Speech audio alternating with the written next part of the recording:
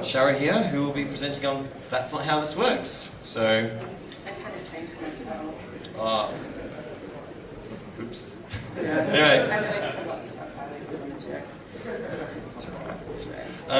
Anyway, give her a warm welcome and we'll get started.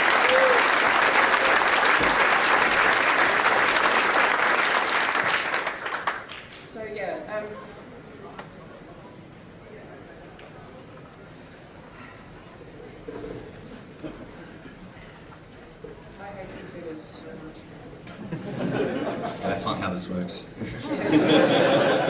Okay, so I'm Sharrow. Some of you might know me from KiwiCon. I'm not actually that interesting. I've been doing Unix system administration for about 10 years now, mostly Debian and Ubuntu, a little bit of Red Hat, a little bit of Solaris. I've been involved with KiwiCon for about that long as well, and I've enjoyed going on non-system related jaunts to hacker conventions on the grounds that they're generally more interesting.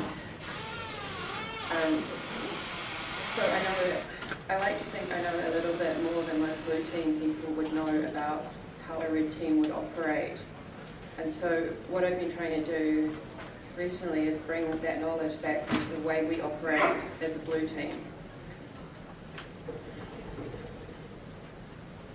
So this is the thought process of a generic sysadmin. This may not be accurate for you. It is for most of the ones I've talked to. If it's not you, then congratulations. I would like to be friends later.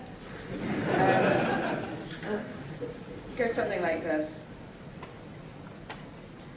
Once you become aware of your environment, you are aware of how... So I'm going to swear, if anyone has a problem with that. I'm sorry, but not actually sorry enough to not swear. So the more familiar you become with your environment, the more familiar you become with how fucking atrocious it is, your long tail of utterly unpatchable stuff that you can't get rid of, but actually for reasonable business purposes, which is really annoying, your inability to tell what your devs are up to at any given point in time. I work for a company that I will hopefully remember not to name, that is a company of also pathological early adopters. So it's not like they think orchestration frameworks are cool. They think Puppet's cool, and then they think Ansible's cool, and then we've just got into Terraform and Immutable as well, and it's just like, would you just slow down a little bit? That would be great. Also, bring your own device. We have like every so often, back in the day, you used to get our internal network would be taken down because someone would bring an Apple in, and the Apple device would decide that it was going to DHCP everything because, like, no, why wouldn't you? That kind of thing. And then you're like, well, these things are really terrible. I know they're terrible because I go to hacker conventions, and I do that a lot because I recognize my environment in them. And it's like, well, maybe you guys could just own them, and that way I would get some recognition that they're awful and I could fix them.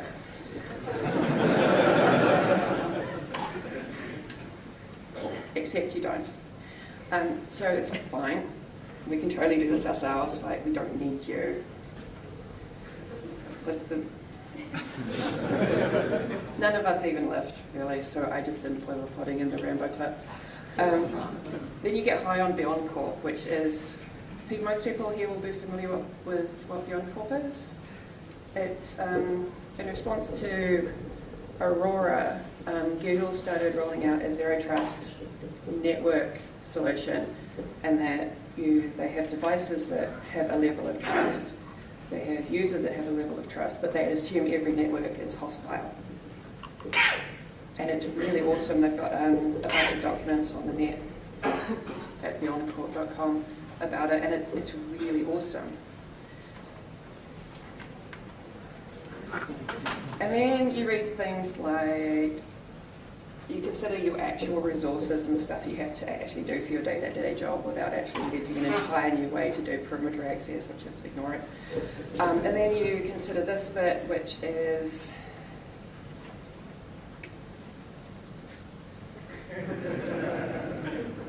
Like Google, even Google required a very public owning by a nation state. It was China. China got all the way into Google's desktops before they did this, and it took them years, and the documents say that it was very complicated. And then you end up here.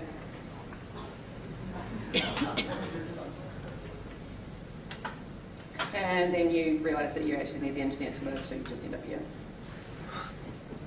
These are all taken from my work IRC logs. They're not all me either, there's more of us.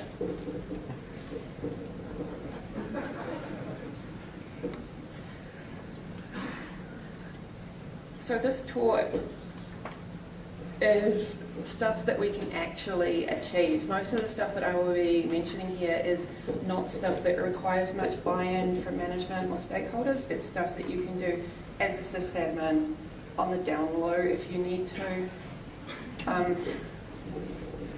Like even Google needed to get owned up by a nation state before they were willing to do this, and it needed buy-in.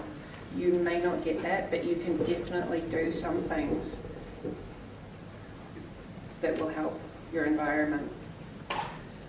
Because of that, even though phishing is a really good way to get credentials and own stuff, I'm not going to be mentioning it in this talk because it is a thing that I would feel immensely uncomfortable to inflict on the rest of my company without getting go-ahead from someone who can be like, oh yeah, that was all right.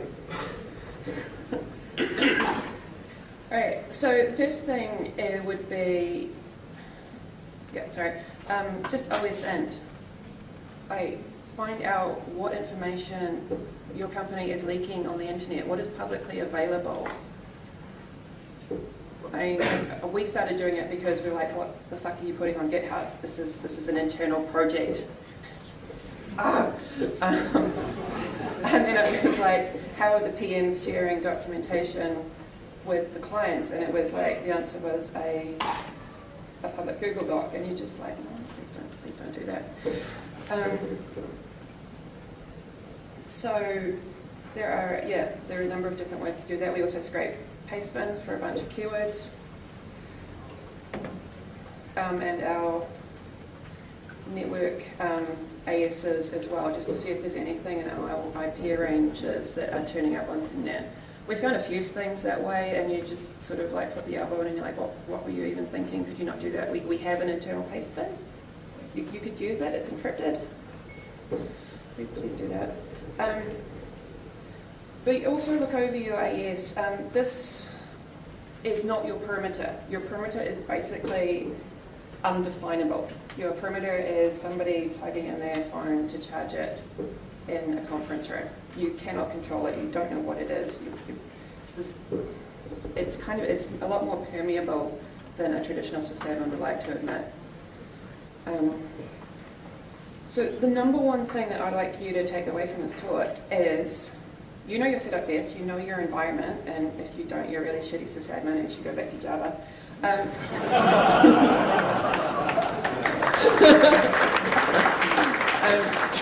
You know where your weak points are, and you know where the weak points are that you can't easily fix. Like, there might be, you might be able to just upgrade a box in place. The application on it will actually work with the latest version, and there might be stuff that is business critical that you actually can't touch. But you know where it is. You can sandbox it. You can segregate it off. And the other thing is, so if someone is attacking those things, how do you make that more visible to you as a sysadmin? Be the change you want to see on your network. Most of what a hacker will try and do is get creds and own stuff. So the creds might be attained via phishing, they might be bad password management, password reuse, they could get parts of your Active Directory and crack that.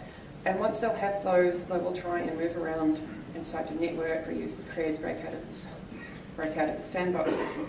I would really like to think that we could stop it completely, but I don't have that much faith. And our ability to set up complex things in a way that is completely foolproof. So what I would like to do is slow them down, and then once they're slowed down, hopefully they'll have to take risks. and then you've got more time to detect a breach, and there's more chance of them making a screw up that will become visible to you. So we're actually getting kind of good at this bit, at hardening targets. There's a lot of like appliance level things that you can put in.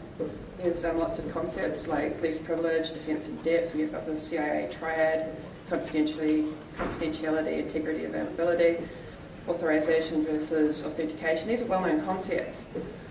But the thing that we're not actually that good at yet, and that I think we need to get a lot better at, is you need to harden your targets, but you also need to look for evidence that someone is trying to hack them.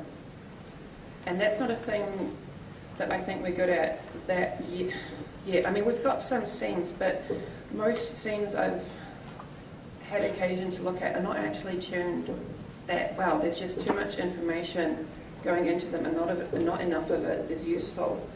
It's a way of increasing the situational awareness of your network and your environment. When it comes to discovery, this is all taken from the Verizon report, it still takes people about a month to notice the average breach. And there you can see like at least I think nearly a third of all breaches are still detected by third parties, probably noticing there's a problem with the service. Still, that's not great. You shouldn't, one in three breaches shouldn't be detected by somebody else using your stuff. You should be able to figure that out yourself. The CERT in New Zealand, now that we've actually got one, it's pretty great, has started collecting information on New Zealand specific breaches, which is really cool. They quarterly report, you should be reading it. I believe, I don't know how good the data collection is yet, but yeah, Verizon has been doing this for ages, and you should be reading the report every year, it's really good. But it would be nice to have some more specific stuff from New Zealand. Is there anything that we're particularly susceptible to? So, the whole evidence of absence is not, And the corollary to that is, even if you've got the logs, nobody reads the logs. It's really boring. I think, in my personal opinion, is that anything that comes in through an automated email is more or less useless. Unless you have like that one guy that actually sits there and goes through log check every day. If you actually have that guy, give them a raise and never let them leave. Nobody else will do it. So visualize as much as you can. I don't really care how you do it. You can get Splunk if you want to buy an off-the-shelf thing. There's a bunch of FOSS things, free and open source things that do it as well. I'm going to be mentioning a fair amount of products here, but I'm fairly agnostic. I don't really care what you use as long as you use something. So Greylog 2, you can customize your own elk stack. We managed to get a big screen for our SOC, and then sometimes we put a kitten live stream on it. It's not what it's for, but it's really great. Yeah, so visualize as much as you can. That's how it's a lot easier for humans to just intuitively look at information like that. Like you have fail to ban logs, for instance, which is a really handy thing that will, if someone's trying to brute force an SSH session, it'll just bounce them automatically. So you have that, or you have that, and one of those is a lot easier for us to parse, which is why visualize your logs as much as you can, because I think it's a waste of your time just to go through every single email and read it. So one of the things that you should be looking for is like abnormal behavior on your network. This was a DOS. If you've got a single site, just put it on Cloudflare, that's fine. If you're in any kind of hosting environment and you need to take care of something before it takes out the rest of the sites on your network, and your network itself, you should be, this is really, really obvious when you make it a visual representation of inbound, outbound, national and international. It was really, that's the sort of thing that we have up on our dashboard. It just sort of like ticks over and you see a spike, you're like, wait, what? And then we've got automated tools that will let us follow it up. So what kind of traffic it is it like a SYN flood, whatever, and lets us tracked it down as fast as we can without having to TCP dump on particular interfaces at 3 in the morning, which makes you really grouchy. There are other things you can do to monitor network flows. There's Bro IDS, it is pretty good. It's open source Unix based. Or it's just a spanning port with packet capture. Everything will help if you know that you have an incident and you're trying to trace it back. There's even things, services that will monitor your BGP prefix for you and send you an alert when your BGP prefix changes. Like, in my experience, is mostly because someone screwed it up on our front end, but it's still pretty handy to know, and so you can just fix it as fast as possible. Identifying the weakest number of your targets. We have, my speaker notes are not turning up anymore. I'm just going to be making shit up from now. Just keeping a running inventory of what you have. One thing that BeyondCorp does that is really useful that we're trying to integrate into the way we're doing things is they make a distinction between the device, which is like the physical hardware, and the host, which is the operating system and the software that runs on it. So they might know that this is my laptop, but they also have care in a separate sense when the last time was that I patched this laptop. Which, you know, so we're trying to split that out into 2 different kinds of inventories. One of the other things that is really useful for that is we get metrics on how fast we patch things. We've got a list of servers that are absolutely critical on the front that sit on the internet, and we do them as fast as possible, and we can graph how fast we're getting at them and make sure they're better. You can also track your long tail of problem clients that don't like to schedule an outage window because they're really super important, and also they never tested their DR, so they can't fail over to make sure that they have continuous uptime.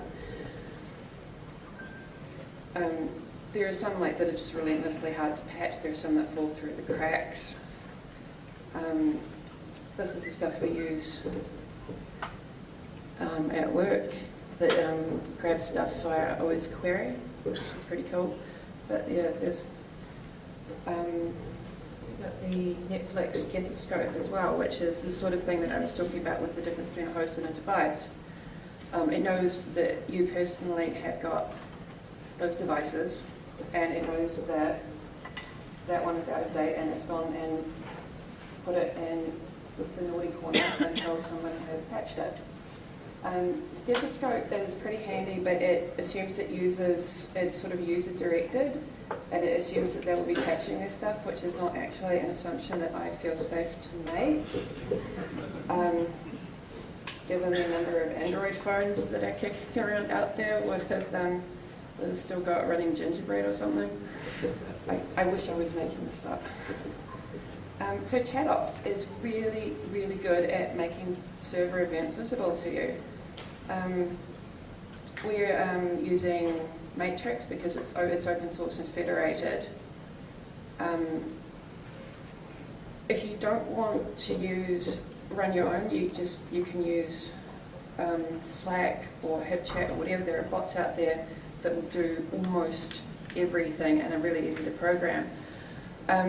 We also have some old school dieouts that will be like IRC until I freaking die. But IRC is dead easy to write bots for, and anyway, they can suck it. ChatOps is here, and I like it, so it sucks to be them. There's also this, which is why I personally don't like Slack. And why we're using Matrix with federated servers distributed geographically, so if you can't connect to one, we won't be disrupted at all. But using something is better than nothing. So I put these 2 together, but they're not quite the same thing. They can be really, really simple. Like Dovecot has got a post-login scripting thing where you can hook in anything. This will just tell you, will store the thing, the last IP that you came in from, and if you're coming from somewhere different, it'll tell the administrator. You can just push that to a channel, and you're like, well, that's a Chinese IP. I don't understand why you would be coming in from there. I think it's the push notifications. Don't wait for yourself to read the logs, because that's a month the average breach detection takes. You need to know as soon as possible if you want to limit their access to your network. More complicated and another third-party thing, there's Duo, which will again do dual IP locking. If you're not expecting someone to be logging in from somewhere, then they don't get to log in. I mean, it's actually relatively easy thing to set up, but it can make a big difference to how complicated it can be for someone to gain access. Multi-factor authentication. I mean, most people I know have it somewhere, but it's pretty hard to use and therefore hard to roll out to an entire environment.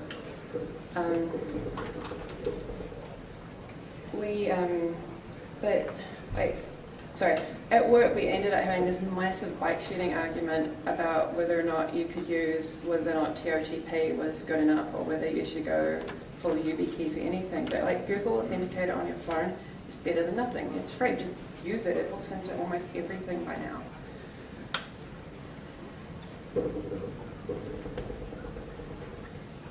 And if you can't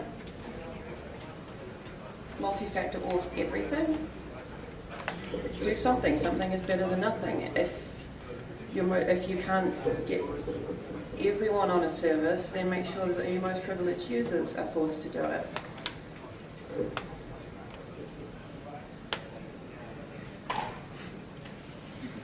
So this is about honey tokens. I just thought this was the perfect slide for it. Honey tokens are things that you put on in your environment that when they're used, they set up an alert.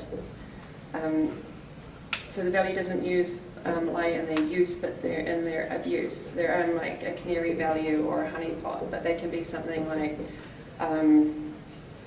putting a file in the root of your SharePoint directory that says database passwords or something. Someone opens it, tries one of those, you get an alert, because no one legitimate would bother to do that.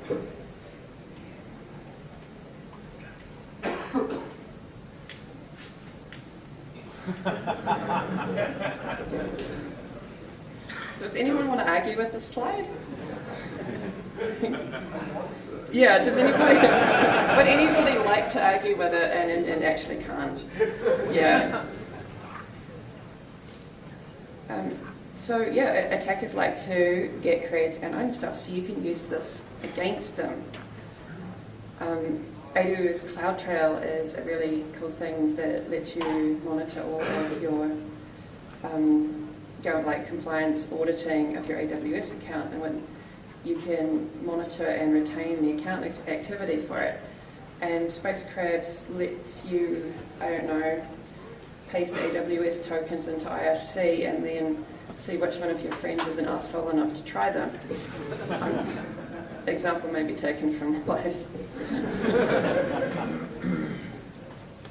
But in general, you can also use their own tools against them, which is another pretty nice excuse to go to a hacker convention, because you're learning new things that you can use to secure your networks. Although I'm mostly an open source person, I don't really want to talk about Samba Active Directory because it's horrible. So we're just going to talk about Active Directory's ACLs instead. But Bloodhound is a really cool thing that you can use to uses graph theory to map out the relationship between an account that they might have access to and to getting domain admin, and it does that again graphically. You can use this on your Active Directory. There's nothing stopping you from figuring out what an attacker might do and then just be like, nope, sucks for you. One of those accounts could even be a canary or something that says, this is the way to domain, would be the shortest path to domain admin. But if someone tries to actually access something using that account, it'll alert you, and then you have visibility of somebody doing something dodgy on your network. So, big idea. If you know what they might be doing, and you should have a pretty good idea by now, could you tell if they're doing it? Can you make it as easy to tell if someone is doing something dodgy in your environment. Plus, this means you can keep going to hacker conventions to learn how to do these things. The scam is real. Visualize and tune and alert. Like, a seam is like graphs. The graphs might look nice, but if they're not displaying anything that's useful for you, it's worse than useless. It's taking up space that you could have dedicated to something that you actually need to care about on your environment. I guess if you just use it to like have a nice dashboard that's up there when management comes through, that's different. But there's, like, you could have, I don't know, external sign-ups to your external GitLab or something taken from the news. That might be a thing that you really, really care about. Like, who actually has access to the repos and have your devs lock down their repo well enough, that kind of thing. And alert on them, push the alerts. Don't rely on yourself to read an automated email, read the log files, because you won't, I don't, nobody does. That's really boring.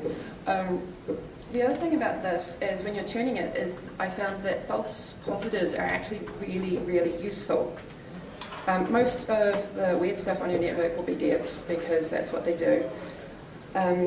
Well, most of the activity on your environment will be a dev doing something or a sysadmin doing something. That's like just statistics. But if you find a false positive, you can treat it as real and go end to end. Like, if this was an actual intrusion, would I be able to trace it back to the source? What information is missing? What extra logs do I need to hand in or visualize? What would have been a nice choke point for me to have stopped them? So you can use them to figure out the limitations of your system before it gets real. The other thing is use yourself as a test case. We do that at work all the time, partly because as a systems administrator, I have root on about 3,000 boxes, give or take, so I would be a high value target. And secondly, because if I want to, and I really do want to roll this out to the rest of my company, I need to make it as seamless as possible to as many people as possible. So if I start doing it just for myself, I can then make it easier for myself because I would like that, and then make it easier for them to use as well when I can get that little bit forward. Like, most of the sysadmins on my team have got YubiKeys that we bought ourselves, but people are now interested in multi-factor auth as a thing, and we have a whole swathe of people that don't actually need to gain access to the systems that have just installed Google Auth on their phone and are using that every single time. So you lower the barrier to entry for people that aren't as technically literate as you. So that would just disrupt the productivity of the company as little as possible when you do get to push out the barriers a little bit further. Like, there's other stuff as well, like we've segregated ourselves onto a separate VLAN, all this sort of stuff that just makes it harder for somebody else to gain access to our stuff and easier for us to tell if they are in fact trying to. But yeah, use the tools against them. It can be like just Nmap, Bloodhound, anything like that. You know what they would be using, so use it first and then fix it. This shouldn't be as big of a concept as it appears to be from people that I ran this talk against. Other things of note, I've said many things. It was the kind of thing that I was kind of hoping people would laugh at and then kind of hoping that you wouldn't, because I didn't want it to be normal. But yeah, if it works, it works.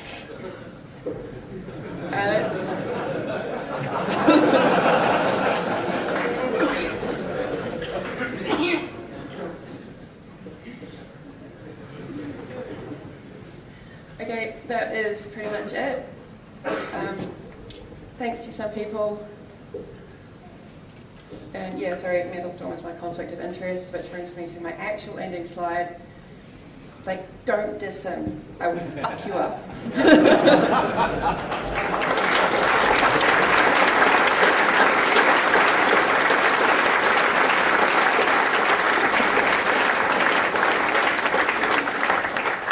Yeah, got to say I like that last slide. I did clear it with Kylie first, just in case. Oh, on that note, do we have any questions from the audience? Any sysadmins? Oh, here we go.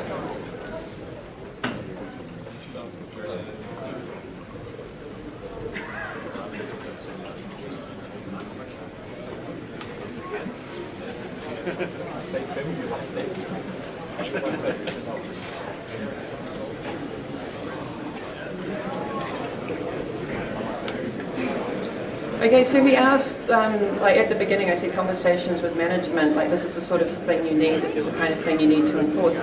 We found that it was a lot easier to go to them when we'd already used ourselves as test cases and said, well, this is the things that we did, this is the measurable effects that they did, and we've already tried it with a couple of the more forward-thinking teams, and they found that it was very useful to them and not very hard to use. So yeah, use yourselves as guinea pigs as much as possible, because that way also you can present it to them after you've fucked up a lot, and so you look a lot better. Anyone else have a question? No? Okay, thank you very much. Sure.